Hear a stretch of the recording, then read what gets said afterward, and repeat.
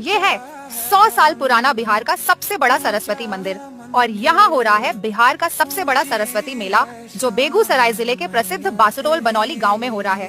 जी हाँ, सरस्वती पूजा और नए मंदिर के निर्माण के पावन अवसर पर आ रहा है ऐसा मेला जिसे आपने पहले कभी नहीं देखा होगा।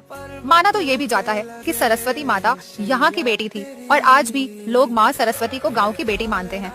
इस मंदिर में जो भी कामना लेकर आते हैं सब पूरी हो जाती है। इस मेले में होगा हर उम्र के लोगों के लिए कुछ खास, बच्चों के लिए विशाल झूले और रोमांचक राइड्स, खरीदारी के शौकीनों के लिए खूबसूरत दुकानें जहां खिलौने, गहने और स्वादिष्ट मिठाइयां मिलेंगी, खाने के शौकीनों के लिए पिज्जा, बर्गर और तरह तरह के व्यंजन, और घर के लिए लकड़ी और फर्नीचर सामान भी सस्ते दामों पर मिलते हैं।